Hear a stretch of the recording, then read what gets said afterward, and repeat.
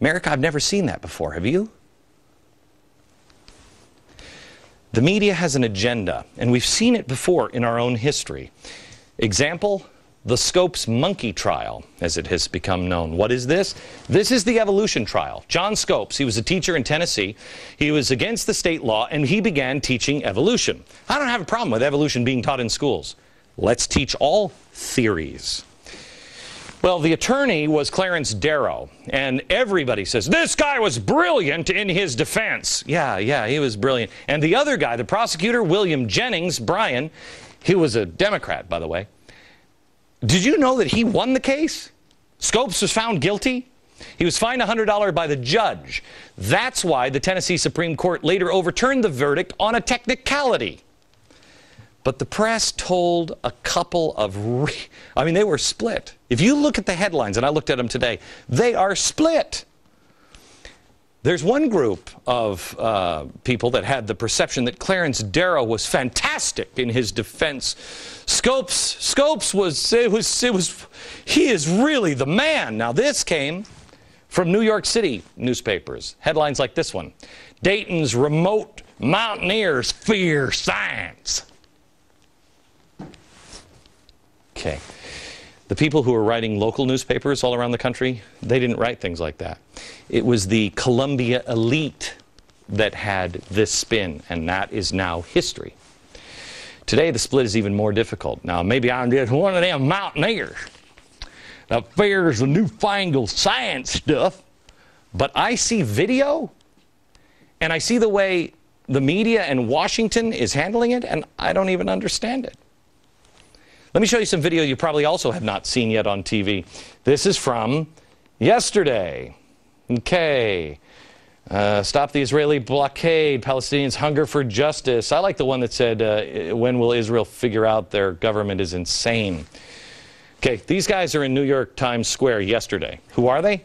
Socialists. They got together an anti-Israel protest overnight. They were there.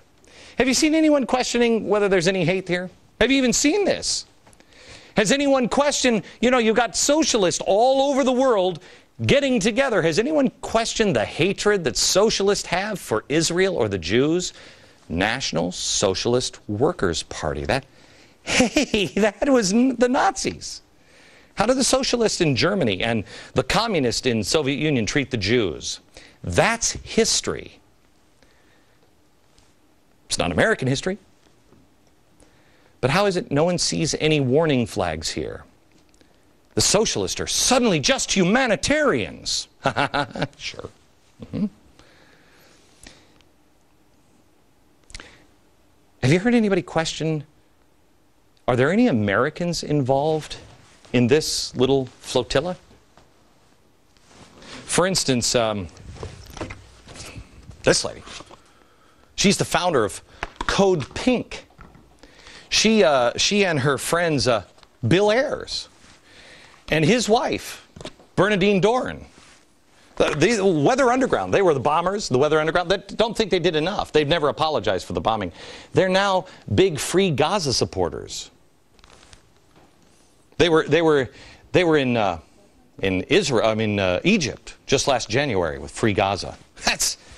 That's weird. So these guys, we know these are terrorists, American terrorists from the 1960s and 70s who wish they'd done more to terrorize. She's actually said she wants a revolution in America to bring down our capitalist society. But we're supposed to believe that while they never condemn terrorists, that this is a peace organization and they are giving money and aid, the Free Gaza movement, to be able to put the other three ships in. Danger signs, but apparently to the media, still no story. Well, let me give it one more try. Next. The best advisors on this television program are the camera crew. I asked them in the block, I said, you guys following this? Have you seen this? And they said, we haven't seen any of this, but we have one question. Why did the IDF even go to the boats? Why did they go to the boats? I'm going to stay on. I'm going to see if we can put something up on the website right after the show, because I got a couple of other things. I'll explain that. And I just assumed people knew, but that's critical. It's critical to understand. But I want to give you this here. We right now have the biggest oil spill possibly in the history of the world, but definitely the history of America going on right now. It's not slowing down, it's only getting worse. They had to call in James Cameron for help. That is a pretty clear sign of desperation. We also have the Obama administration reacting to the spill by saying we're going to shut down all future explorations, cut back on all drilling. It's the summer. Demand for oil goes through the roof in summer. Oh, and on top of that, you got the flotilla incident here that has everybody, we're talking now possible war in the Middle East. Now, I'm not an expert, but usually all those things coming together would make the price of oil skyrocket. What is it doing? Oil prices are down $14 a barrel from last year's summer high. Why?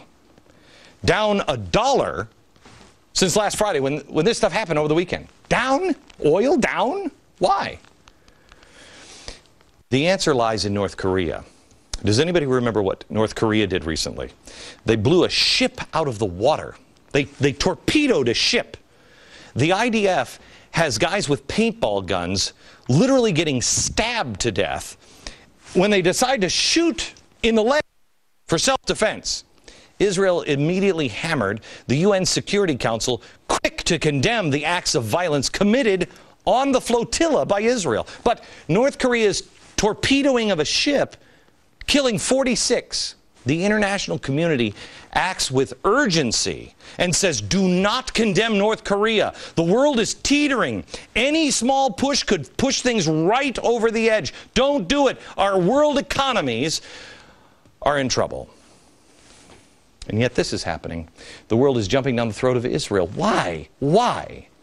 Is it possible that some people want war? And they need an excuse. Is it possible? I mean, look at Turkey. Here's Turkey. Turkey hasn't been an ally of ours or Israel really for a while. They want out. This is a great excuse for them. The Arab world knows America is weak right now, economically, every way. Now's the time to challenge. Russia knows the same thing. The UN is pushing for global governance. Everyone knows this is the moment of opportunity. But it can't be North Korea, because it has to be one that we can use and take advantage. It has to be the right emergency, the best advantage for the enemies of man's freedom. Well, I'll show you one other piece that comes from here in America that you need to know that you won't see anyplace else. In their own words, something is wrong. Evidence, our own assistant to the president for Homeland Security and Counterterrorism, John Brennan. This is the guy helping keep terrorists, what the DOJ say don't exist, out of America. Here's what he said. In all my travels, the city I have come to love most is Al-Quds. Al-Quds. Al-Quds. Have you ever heard of Al-Quds before? Well, if you're an Islamicist, you have. The Republican Jewish Coalition says military wing of the Palestinian terrorist group called the Al-Quds Brigade. Or if you're in the Al-Quds unit of the Iranian Revolutionary Guard. Yeah, Al-Quds. Al-Quds. What is Al-Quds? If you don't want to give the dignity to the city of Jerusalem or Israel, Al-Quds is Jerusalem, without saying that. Oh, there's another guy who we'll have to tell you about at a later date that spoke about Al-Quds. It's the Ayatollah Khomeini. Why are we now talking about Jerusalem as Al-Quds?